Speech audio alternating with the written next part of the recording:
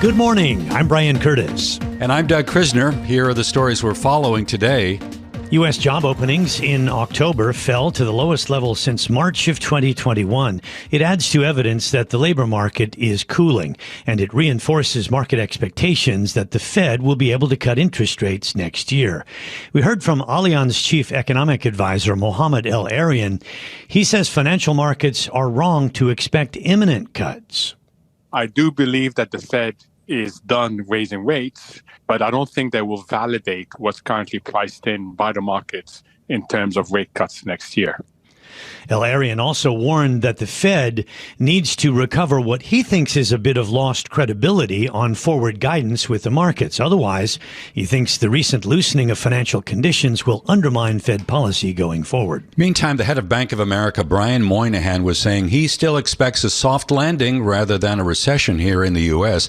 Here's Moynihan speaking at the Goldman Sachs U.S. Financial Services Conference. The reality is it's going to be a slowdown, but we have it as being positive. The way customers are spending their money is leveled out. In other words, there's not this, goods, service, this massive change. So some things are growing faster, but it's leveled out, meaning that all the categories are kind of growing plus or minus the average. And so that's all good news that the economy is normalized. That is Brian Moynihan, the CEO of Bank of America. By the way, his remarks kind of track with some of the recent data points that we've been talking about. American consumers have been pulling back on their spending, particularly for big ticket items, as borrowing costs remain elevated. Brian?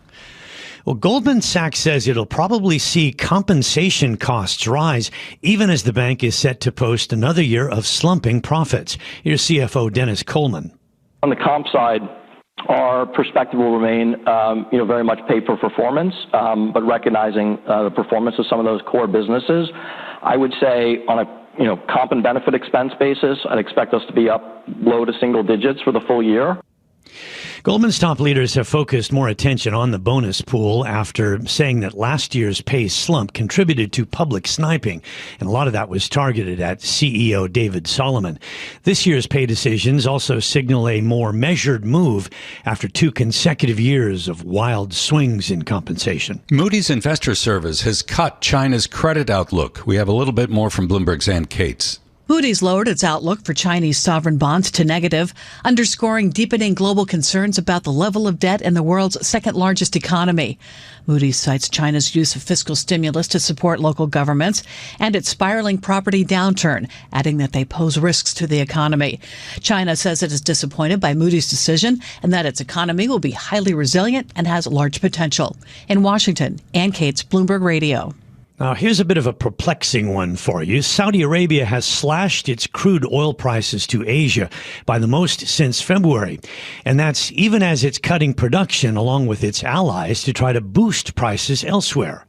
That's why I say it's a complicated story. Bloomberg's Yvonne Mann here is to explain. Saudi Aramco lowered its flagship Arab Light price for January by 50 cents, is now priced at $3.50 a barrel more than the benchmark. The cut was less than the market estimated, but it's the first reduction since June.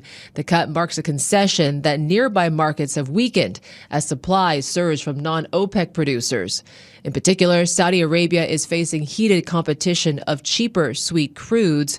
In addition to cutting prices to Asia, Saudi Arabia is also trimming some supplies to the U.S. In Hong Kong, I'm Yvonne Mann, Bloomberg Radio. Volkswagen says independent auditors have found no sign of forced labor at the company's joint venture plant in Xinjiang. We have more from Bloomberg's Joanne Wong in Hong Kong. Volkswagen's Berlin-based consultancy Lunning audited the facility in Urumqi last month, and that no evidence of forced labor was found. The Urumqi plant does not actually manufacture any vehicles. It handles quality control for vehicles already assembled.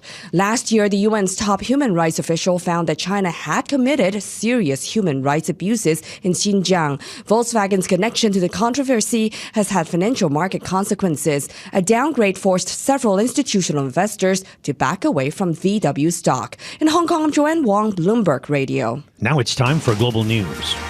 Israel is rebuffing calls for it to halt its campaign in Gaza as its forces continue to push south. Ed Baxter with the story and more from the 960 newsroom in San Francisco. Ed? Yeah, that's right, Brian. The UN has said there is not a safe refuge in Gaza and has called on Israel to stop the attacks. So response, well, Israeli Prime Minister Benjamin Netanyahu is calling out human rights groups for failure to speak out about the rape and mutilation of Israeli women at the hands of Hamas. I say to the women's rights organizations, to the human rights organizations, you've heard of the rape of Israeli women? Horrible atrocities, sexual mutilation? Where the hell are you? I expect all civilized leaders, governments, nations to speak up against this atrocity. He says for the war to end quickly, the globe must stand with Israel. Bloomberg's Nick Wadham says the U.S. is applying pressure for the bloodshed to end. So this is in response to pressure from the U.S. and others essentially saying, listen, you got to wrap this up because international support will not be able to be sustained. So Israel really pushing back and saying we are going to take as long as we need to eradicate Hamas.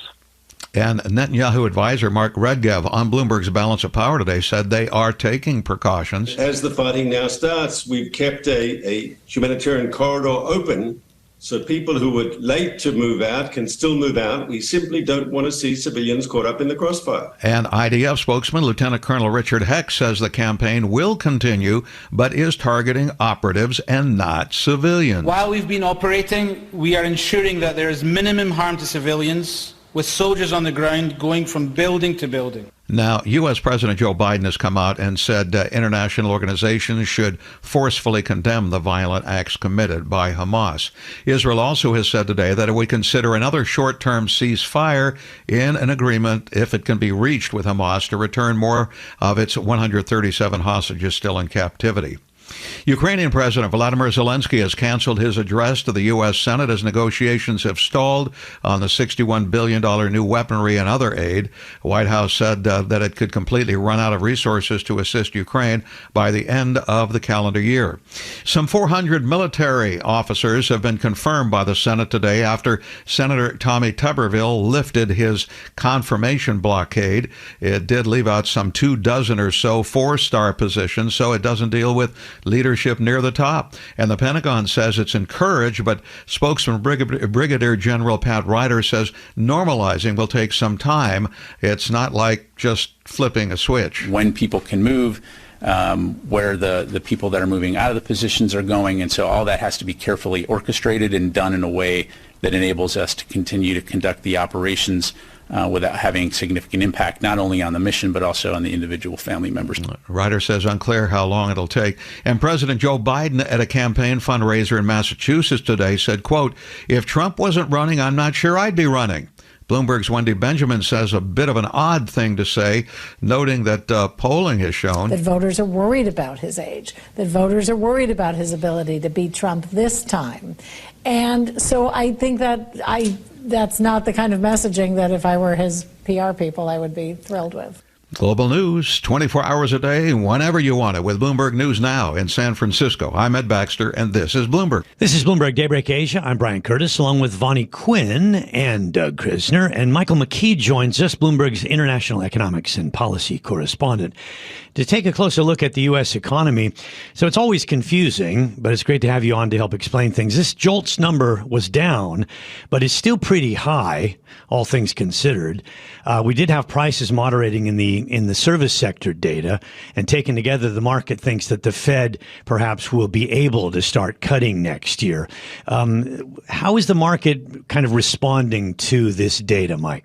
The market took the data as good news. The idea that it is maybe getting closer to a soft landing because of this. The Fed's been looking for a decline in job openings to help make the case that the labor market is getting a little bit looser, and that'll take some of the wage pressure off the economy. And the JOLTS number came in much lower than anybody anticipated. It is worthwhile to remember, though, as you pointed out, that it is still at 8,733,000, still about 3 million higher than the average before the pandemic. So there's still a lot of job openings, but it is progress in the direction the Fed wants to see. Yeah, it's interesting how much volatility we're seeing in treasuries, Michael. I mean, the 10-year is above 5%, literally just a little more than a month ago, and we're below 420 now. It's a massive move. But I guess it's kind of to be expected given what markets are repricing. Markets are prone to overreact to things, and it will be interesting to see over the next few days when we get the jobs report on Friday and we get the CPI report next Tuesday, how they react to whatever data comes out then. Suppose we have a little bit higher inflation. They might change their minds. The Fed's going to look past that for the time being, and they can't do anything about the volatility, and they still see delayed lag impacts on the economy from their own raising of interest rates. So at this point, you just kind of got to watch and see what happens. There's almost no way to predict what's going to happen other than to say that the way the market is pricing the Fed is probably not going to happen because markets change all the time. We have plenty of people pushing back against the Fed maybe cutting as early as March. I mean, that's not consensus yet. I think Doug said it was in the swaps market a 60% likelihood that it's more likely around May. Mohammed El-Arian says the Fed needs to recover its credibility. Tell us more about your interpretation of his comments. Well, I think what he's talking about is that the Fed has not, back up and say the Fed stopped giving forward guidance. And so the markets are kind of trying to figure things out on their own, looking for clues in Fed's official statements. And last Friday, when Chairman Jay Powell spoke, he talked about the Fed having rates in very restrictive territory, which was a new way of expressing it for him, and suggested that the Fed was done raising rates. And then he sort of softened the way he talked about rate cuts, saying that they're not ready to do rate cuts. He was much firmer on that at the Fed's last news conference. And so the market decided to price in a significant amount of cutting and moved it up. The only thing is it's sort of one of those unknowable things at this point. It's really going to depend on how fast inflation comes down and or whether you get recession. Doesn't look like a recession in the numbers that we're seeing right now. We'll see how inflation behaves. We get another CPI report next Tuesday. Well, Michael, it's always interesting to have think pieces and what ifs and so on. And our Christine Aquino did a very interesting one on our MLive blog today, talking about the nearly 130 basis points of reductions that rates traders are seeing over the next year, that would only reverse a quarter of the Fed tightening we've seen since March of 2022. And she compared it a little bit with what we would have seen in 2007, 2008, as well as 2019 and 20. Is it fair to do that? Are conditions at all similar from a Federal Reserve point of view, given that on the one hand we had a housing crisis and on the other hand we had COVID-19? Conditions are not the same, certainly. The COVID-19 pandemic created an economic situation unlike anything ever seen before. There were no models for central bankers here or anywhere else to follow and try to figure out what was going to happen. When inflation took off, the Fed realized it had to react quickly or it could face a situation like the 1970s where inflation got out of control because people didn't think the Fed would act. So now they have raised rates. Before the pandemic, we were at zero. Is that the right place to be? Probably not. So when rates start coming down, they won't come down as far as they had. The issue is going to be, where does the Fed think the neutral rate is? For a long time, they've said 2.5%. It might be a little higher than that if the economy continues to grow strongly. But the days of 0% interest rate from the Fed, those are done. So then it becomes a question, as Christine pointed out, of where do you set the rate? And then the question will be in the markets of how are you setting the rate? It's so hard to predict going forward. Just a month and a half ago, it was consensus that we'd get a hike at sometime at the end of the year, November or December. That looks, not likely now. But I guess everything's relative on Wall Street, so you have to make these predictions, but just don't take them so seriously. Well, it's funny because the Fed makes predictions once every 3 months. The markets make predictions, you could say, every second of the day.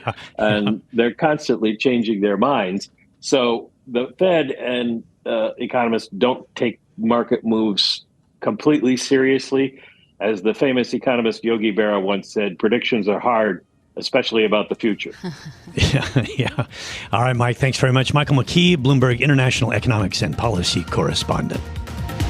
This is Bloomberg Daybreak Asia, your morning brief on the stories making news from Hong Kong to Singapore and Wall Street. Look for us on your podcast feed every day on Apple, Spotify, and anywhere else you get your podcast. You can also listen live each day on Bloomberg 1130 in New York, Bloomberg 99.1 in Washington, Bloomberg 106.1 in Boston, and Bloomberg 960 in San Francisco. Our flagship New York station is also available on your Amazon Alexa devices. Just say, Alexa, play Bloomberg 1130. Plus, listen coast to coast on the Bloomberg Business app, SiriusXM Channel 119, the iHeartRadio app, and on Bloomberg.com. I'm Brian Curtis. And I'm Doug Krisner. Join us again tomorrow for all the news you need to start your day right here on Bloomberg Daybreak Asia.